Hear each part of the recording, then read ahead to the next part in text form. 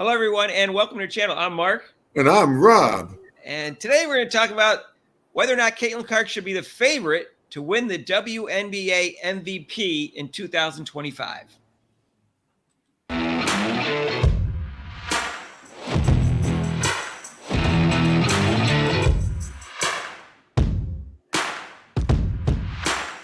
Hey, if you haven't subscribed to our channel yet, please do so. Hit the notification bell when you do, so you get notified of our next video.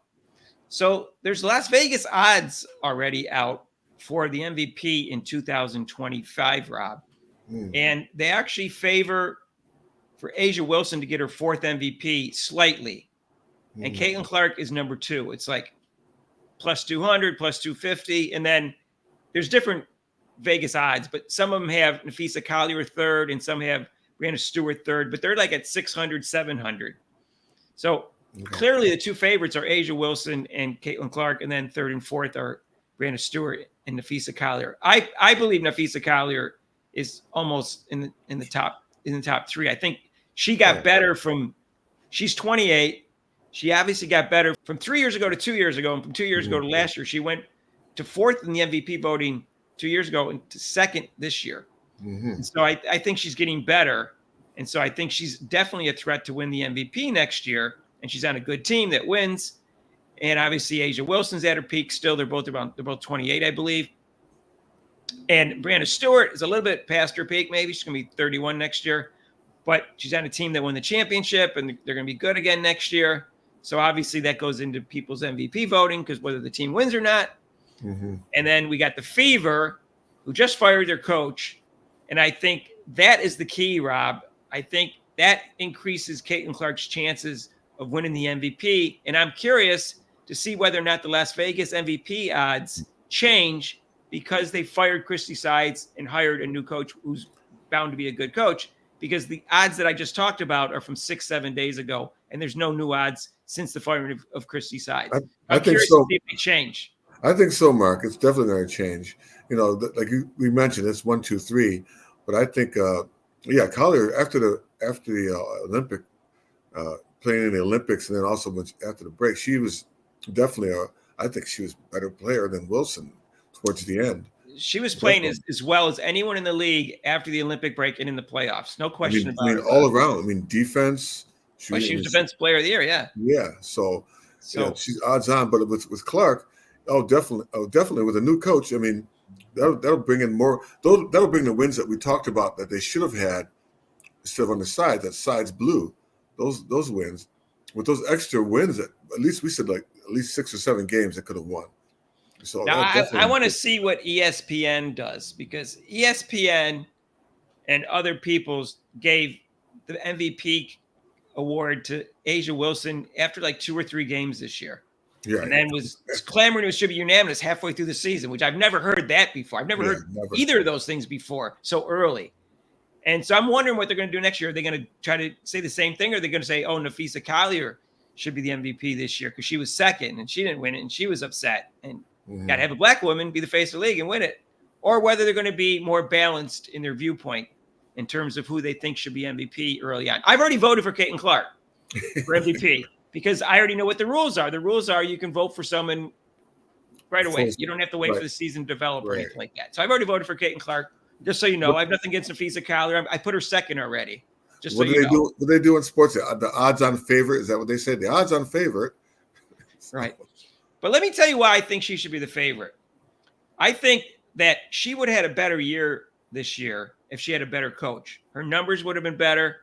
I think she would have played better. I think her defense would have been better, and I think the team would have been more successful. So everything would have gone up. I maintain that I thought they were fair in the voting for the MVP with Caitlin Clark. I believe fourth was the right position for her. I thought people that voted lower than that were wrong. I think people who didn't vote her first team All-Pro were wrong. I think they underrated her for that reason. And I think that if her defense was better, and she cut down on some of the turnovers. I think the defense is worse than the turnovers. I think some of the turnovers aren't her fault. But I think she's always going to have turnovers because of the fast-paced offense. I think she will be the best player in the league next year. And I believe if they hire the right coach that gets her to concentrate on those two things, and the rest of her game that she's going to work on in the offseason, or round out her offensive game that we've talked about before, I think she will be the best player in the league and the most valuable because of her ability to make her teammates better, which is better than anyone else in the league. Right. I think with the right coach, and then like we talked about in other videos, a couple of free agents who actually can play and improve the team, also bring up the team, that will definitely get her up there as far as most valuable player. Because maybe these two players or other players that now they're used to her. Beginning of the year, they weren't used to her passes, and they were missing layups and dropping passes, which I hope they do switch that from causing that a turnover of the other. If you pass the ball to the player and they fumbled out of bounds, that shouldn't be her fault for a turnover, So right now, there's some people that make comments that say Caitlin Clark is already the best player in the league, and for those two reasons I just gave, I do not believe that's true. But I do believe she will be next year, by the end of the year, maybe middle of the year. I don't know. We'll see. I think she's working on her offensive game. She's going to cut down on the turnovers. She's got to improve her defense, which I think she will. Of course, she still hasn't fixed her stance. Yeah. And so, but I think she will. I think a new coach will emphasize that with Caitlin Clark. And she wants to be the best player of all time, because I've heard that. And the only way to do that is to improve your defense and cut down on the turnovers. And I think the defense with a new coach, it's a breath of fresh air. And we noticed. I mean, most people noticed she wasn't happy. I mean, she wasn't happy playing. I mean, the game. She loves the game, and she wasn't happy playing it. She was just playing it to be out there. But if you get a happy Caitlin Clark who's enjoying herself, like you saw in college, watch out. Right. Yeah. I mean, Rob, a couple things. Number one, she was playing her too many minutes. I think if she plays her 34 minutes, the turnovers will go down because she gets frustrated and tired one time, and shooting percentage will go up because her legs will be fresher. And she'll also play better defense because she'll have more energy for defense. So she'll be a better player if she plays 34 minutes instead of 40 minutes. And I think a new coach will see that. And they're playing 44 games next year, which is 4 more. They don't have the month off next year. So right. I don't think you can play 40 minutes, 44 straight games, and then also be fresh for the playoffs. So I think a new coach will see that. She'll play 34 minutes, which will improve the things I just talked about. And that's why I think she should be the favorite next year, besides what we just mentioned, which she makes players around her better by a large margin, better than anyone else in the league, in my opinion. Oh, yeah. No, I agree with you. I think so. Odds on favorite.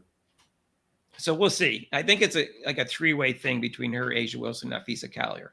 I think it's a very close race between the three of them. But I think Clark's a favorite. And if they sign a nice free agent in the offseason, that increases the wins of the Indiana Fever, which increases votes for Caitlin Clark for MVP. Right.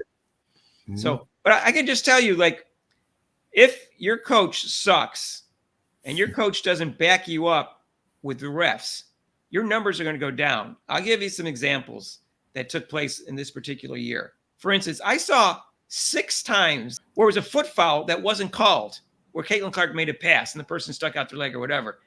That counts as a turnover. Or kickball. A turnover against Caitlin Clark. If they called a foot foul, there'd be no turnover. If she goes to shoot and she gets fouled and it doesn't get the call, well, that counts as a missed shot. So her shooting percentage would go up. So things like that. If she has a coach that gets on the refs more, and maybe the refs are a little fairer this year, her numbers are going to go up just for those reasons, even if her play doesn't change at all. Right. I mean, definitely with the refereeing. And like I said, with the refereeing, maybe that'll definitely turn it around a little bit and she'll get the calls. And I'm wondering, like I said, I mean, now that she knows what to expect, she got through like with anything, when you first start out, new job, starting out with anything, you have the rookie jitters and things happen to you at a job.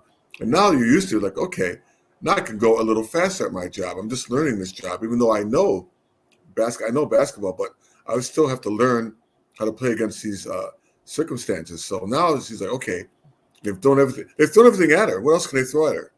So now she knows. What else can they throw at her? They double teamed her, picked her up 90 feet. Well, I think a new coach will know how to handle the double team and triple team and blitzing of Caitlin Clark better than Christy Sides did, which will increase the effectiveness of Caitlin Clark and make her more valuable. Right. So I think everything about a new coach will increase. Their offensive flow will be better. So she'll have fewer turnovers because the players will move better and she doesn't have to force it. I think everything about her game is going to be better with a new coach. I think she won't feel confused about whether or not she's got the green light to shoot or not.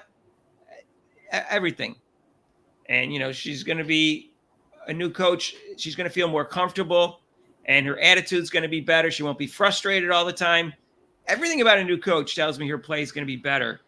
And in addition, the fact that I think the way she develops and how much better she got so quickly, that's going to happen even more next year. Right. And I think that's why she's the MVP favorite. I think she's the MVP favorite every year for the rest of her career until she becomes old. That's just my personal opinion, unless she's injured, obviously, or she's on a sucky team. That's my opinion. I think she's that good and she's that valuable in terms of what she does for her teammates. So we'll see. I've already voted for her. I think, like I said, and this will keep her. Maybe I didn't even vote, but I voted for her. This will keep her in the league because people are saying she should just leave the WNBA and go to another league. But now she'll be like, oh, I can hang a little bit longer in this league now. I got a nice coach. And let's see next year, Rob. Forget about what they say in the beginning of the year about who should get it. Let's see if she has a great year and it becomes the end of the year and it's obvious she should win MVP. Will ESPN say it should be unanimous? I wonder if these women in ESPN are going to say that next year. I'm curious. I doubt it. I'm going to call them out if they don't, Rob. It's obvious that she should win. I'm not saying if it's a close race. And they better like her to be the rookie of the year when it was obvious. So I'm just saying, Rob. Yeah, they never claimed it should be unanimous rookie of the year either until after she won it. That's the only time they claimed it. So, but they claimed it almost since mid-season for A'ja Wilson to be unanimous, and they gave her the award after 2 games. They claimed Angel Reese should be a rookie of the year because of some person. I won't say her name. Claimed that it matters. Wins matter. Wins matter. So, you can say McNutt. She's crazy. You can say that. Yeah. Yeah. What wins does? It doesn't matter as much for rookie of the year as for MVP. And that's the part that she didn't realize. That's why her analysis was wrong. Because the better the player, the more they can influence the wins on a team. And that's just the way it's more important for MVP than it is for rookie of the year. We'll see. So anyways, so let's know what you think. Do you think she'll be the MVP next year? Do you think she should be the favorite? Do you think A'ja Wilson and Afisa College should be the favorite? Do you think ESPN will be biased again? Do you like this video? I'm raising my hand already. Robbie, I bet you there's Las Vegas odds on that and whether they're going to be biased. I'm betting the house on this one. It's going to exist in ESPN again next year. I think it's like 100% the tribal. Yeah, if we're doing odd bets in Vegas, I'm betting the house on it. All right, so that's 100%. How about another question? Will the tribalism by ESPN's commentator be less next year? That is possible. Did they learn their lesson this year? Yeah, they did. You think they did? Well, sometimes it takes a while for people to learn a lesson, Mark. So I'm just wondering whether tribalism will be weaker next year and they'll give Caitlin Clark more credit. Will she not be? Well, this was not the black women on ESPN. This was Neil Payne, who's a white nerd, who put Caitlin Clark as the 6th best rookie of the year in part of the season and didn't give her the number 1 rookie of the year until after 40 games. And they still have jobs, Mark. They still have their jobs. I wonder if he's going to have the same rating for the MVPs next year, and Caitlin Clark's going to be like 12th and stuff like that for his MVP after wins and all that crap. Yeah, he's got his method, his little method, whatever it was to determine that. So I don't know. We'll see.